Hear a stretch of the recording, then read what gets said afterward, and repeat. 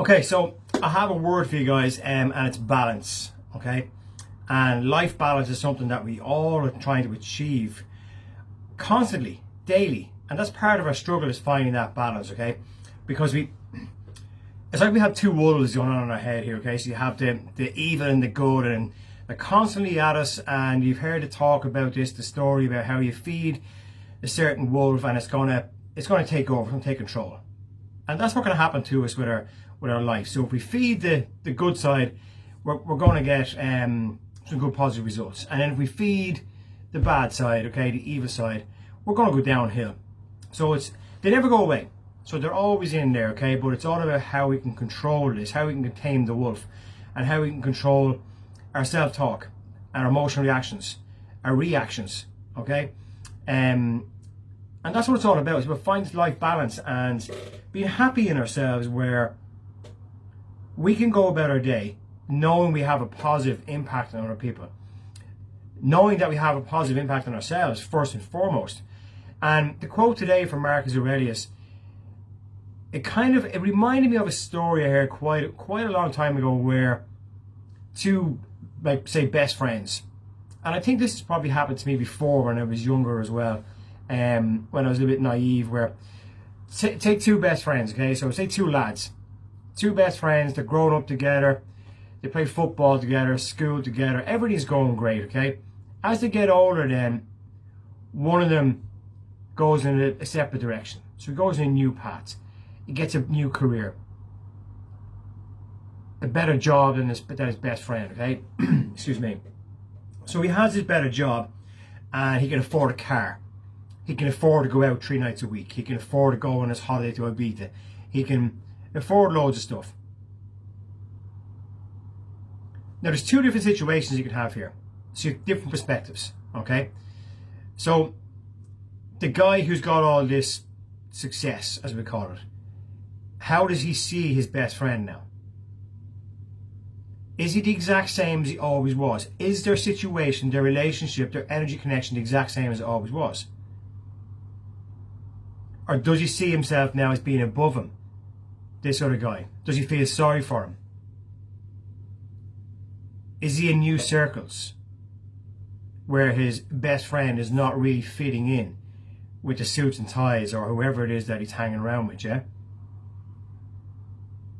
And then you have the best friend who's still in the same place, hasn't got a great job, still kind of knocking around, but hasn't changed at all from that situation, apart from his perception of the energy connection with his best friend. Is there a hint of jealousy in there?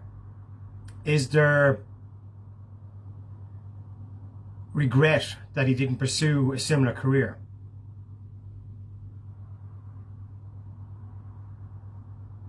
Is there a little bit of vindictiveness creeping in, where he's kind of looking at his best friend in a different light, a little bit more evil, the evil side, okay? And unfortunately, we have this regularly. We have this in work. We have this in our day-to-day life.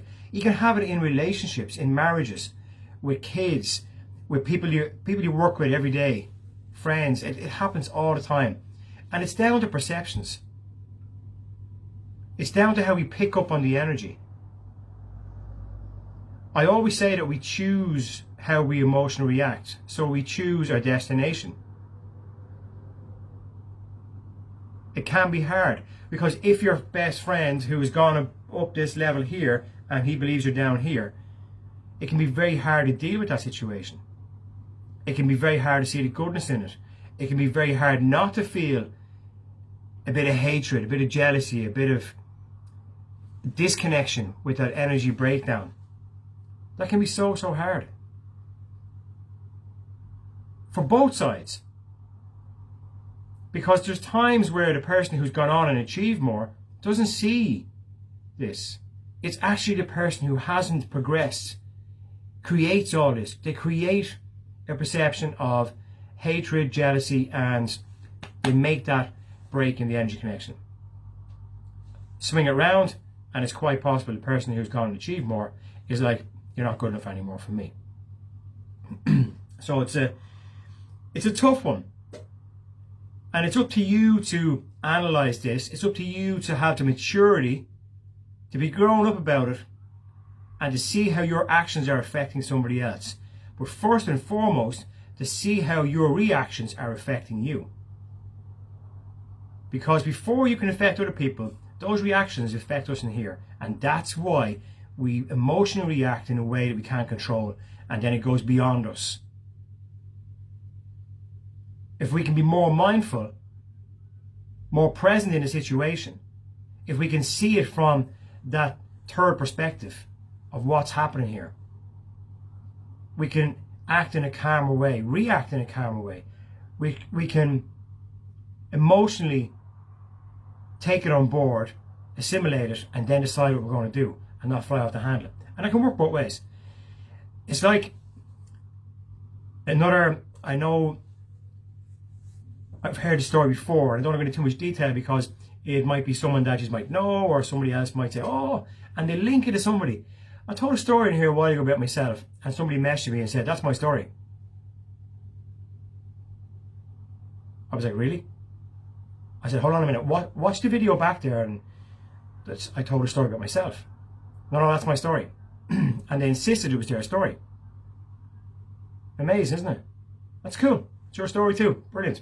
Doppelganger. Anyway, so this person was asked, when did the breakdown occur? When did the breakdown in this relationship occur? Okay? So I'll give you the situation. So you have two people. One supports the other to pursue a career. Give everything for that person to pursue a career. Their dream. So they give up on their dream to allow that person to pursue their dreams.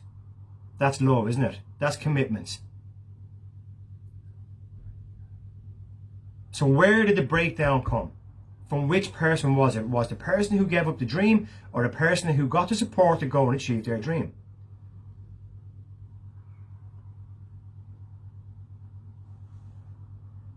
The question was asked of the person who provided support and gave up their dreams. When did it break down?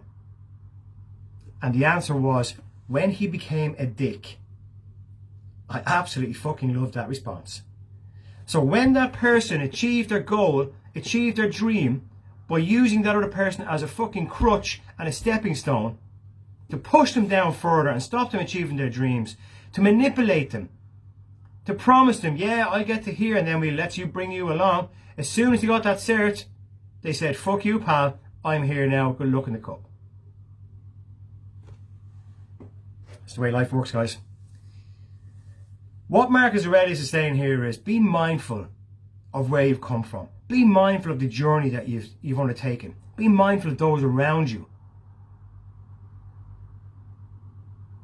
It's great in the media at the moment. There's a lot of sports stars there, footballers, etc., wherever they are, and they're going back and they're helping the homeless, the needy, the people who need help. Footballers going back to where they're from in different countries where there's only a village, there's not even a fucking like proper sanitation, and they're spending all their money or most of their money on building up these places. That's remembering where you come from. That's having a life balance and understanding that it's not all about I'm having me 3 holidays and me flash fucking car. Putting the cert in the wall and saying, jog on, I'm qualified, woohoo. That's not the way it works. It might be for you, but it's not for me. The way I perceive it is, the more we can achieve for ourselves on a personal level, it allows us impact more people in a positive way. That's life balance. Have a great one, smash it, and we'll see you tomorrow.